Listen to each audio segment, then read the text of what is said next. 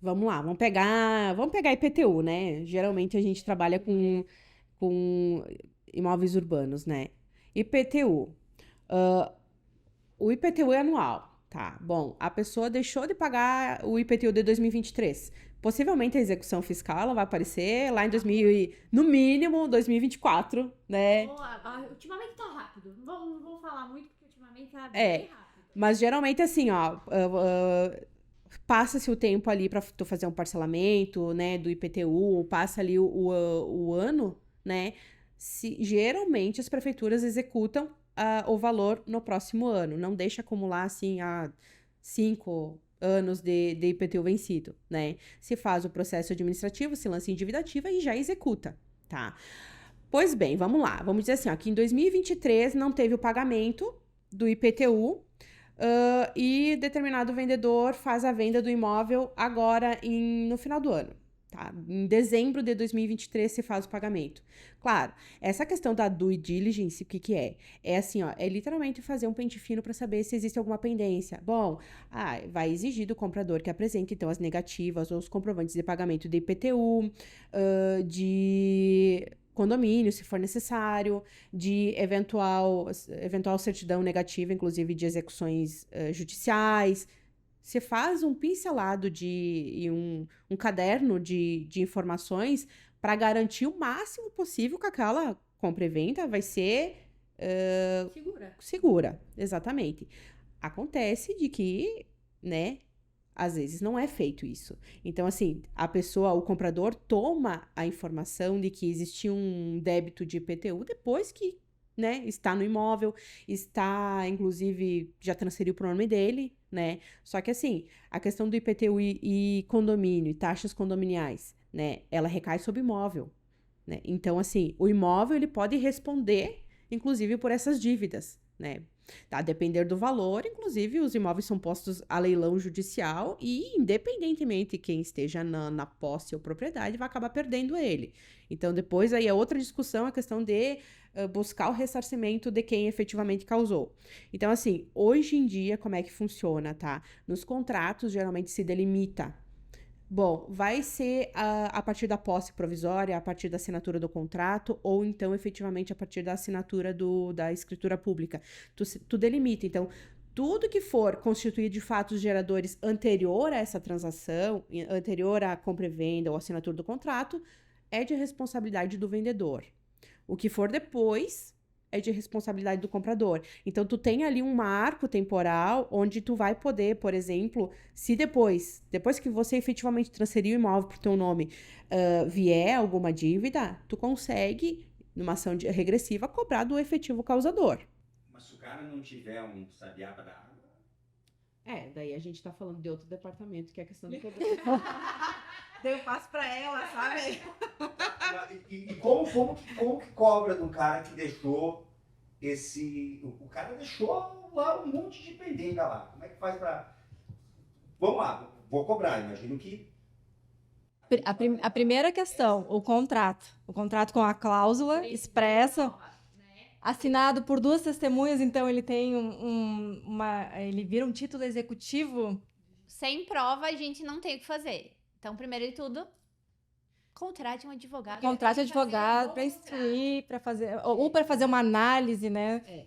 E essa busca eu acho toda que o mais importante ali, antes mesmo do próprio contrato, é essa questão de tu buscar as informações. Porque assim, ó, a gente tá falando hoje quando se fala de compra e venda de imóvel, a gente fala de valor que, inclusive, às vezes os compradores passam a vida para juntar. Às vezes, assim, ó, é o financiamento que vai pro resto da vida. Então, assim, é uma coisa que é uma decisão que interfere em outra, talvez até mesmo no resto da vida da pessoa. Então, assim, ó, primeira coisa, pesquisa, né?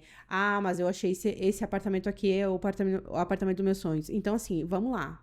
Vamos ver se realmente esse apartamento ele vai se tornar o apartamento dos teus sonhos, se não vai se tornar o teu pesadelo. Então, a questão da due diligence é muito importante.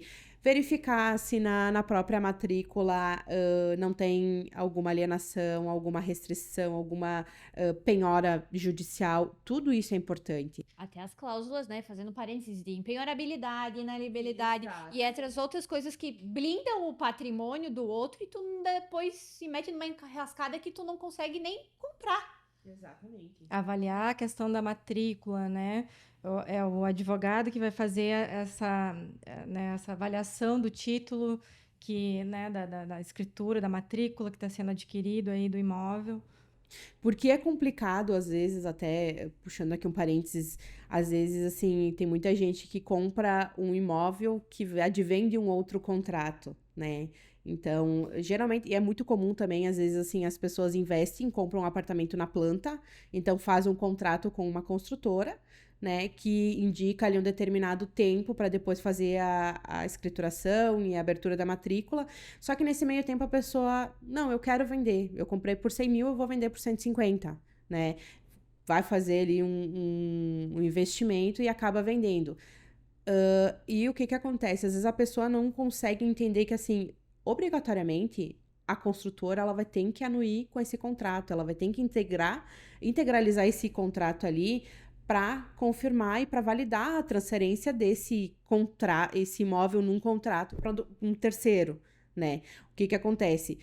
Porque a pessoa que está vendendo, ela não tem ela tem um contrato, ela não tem um registro na matrícula. Então, assim, obrigatoriamente ela precisa da anuência de quem consta no registro para fazer a transferência para um terceiro. E geralmente essa, inclusive, é uma cláusula comum em todos os contratos, dizendo que ela é vedada a cessão para terceiros, se não mediante a prévia anuência do vendedor.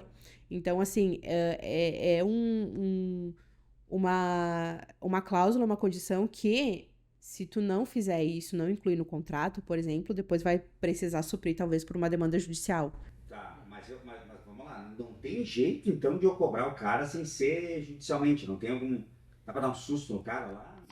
Extrajudicial, né? A gente sempre fala, a gente manda uma notificação, tu tenta conversar, senta aqui, não vamos envolver o judiciário, vamos resolver isso de boa, sem ter maiores problemas, porque tudo num processo, além de ser oneroso, demorado, tu ainda vai viver tu vai remoer toda aquela situação que, se acontecer, dependendo da pessoa, justamente que nem a Kelly falou, é o dinheiro da tua vida, né?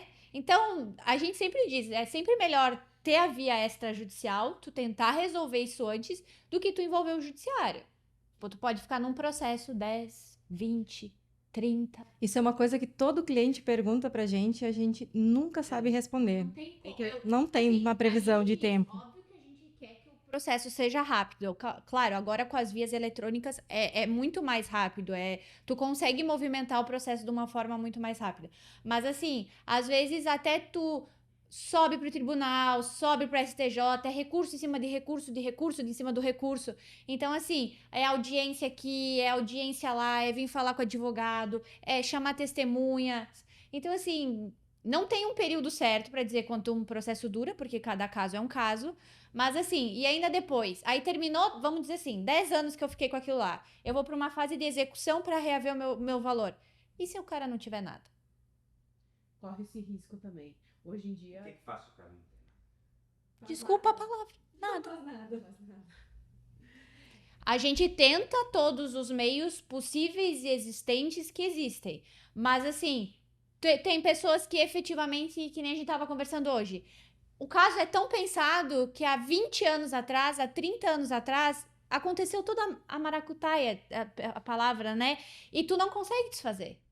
Claro que hoje em dia, eu acho que o Poder Judiciário já se preocupou em adotar algumas ferramentas para facilitar também a busca desse tipo de devedor, né? A gente sabe que existe, por exemplo, o devedor contumaz. Existe contumaz. Corriqueiro. É o que o cara aqui, assim, ó, deve, porque é isso aí. É isso aí. Então, assim, hoje em dia tem muitas ferramentas. Por exemplo, assim, ó, vamos lá. Tu vai executar um contrato ou qualquer título, né, executivo que tu consiga abrir um processo de execução. Hoje em dia, tu pode né, o próprio advogado ou a própria parte, ela pode primeiro fazer um levantamento dos bens que esse devedor possui no nome dele e pedir o registro de que existe essa tramitação, esse processo aqui, que possivelmente esse bem, determinado bem, pode ser futuramente utilizado para penhora judicial, coisa nesse sentido, né? Inclusive, existe uma certidão que a própria justiça disponibiliza, que é a certidão de execução, onde você leva o Detran e pede pro né, profissional ali registrar no prontuário do veículo a existência dessa demanda. Para os imóveis também. Tu pode levar essa certidão para tudo quanto é lugar. Serasa. Isso mesmo. Então, assim, o que acontece? Bom, isso já dá indícios para que quem futuramente queira comprar aquele imóvel, enfim, se for posto à venda, ter conhecimento dessa ação, dessa discussão e dessa dívida e dizer assim, não, pera lá, eu compro, mas então vamos resolver isso aqui para mim não me comprometer, para mim não ter um problema futuro em relação a essa compra e venda. Exatamente. Então, assim, já aconteceu casos, por exemplo, assim, de que descobriu-se que existiu uma dívida de, né, sei lá, de alienação fiduciária, uma dívida bancária que foi, né, o imóvel foi dado em hipoteca e o próprio comprador falou assim, não, eu pago o valor da dívida, é o meu valor de entrada. Então, eu quito, depois que for, né, excluída a penhora do imóvel, a restrição, a gente... É possível, claro. Por isso, é que assim, contrato, a gente tem as bases, né, para um esqueleto, né? Então, a lei diz assim, que precisa ter um certo requisito e tem alguns requisitos que eles são, assim, iniciais. Cada venda, né, cada comercialização, cada negócio é um negócio próprio. Então, assim, é importante, sim, que cada caso, que cada interessado procure um advogado para avaliar todas essas questões, para saber exatamente o limite das responsabilidades e a extensão das obrigações.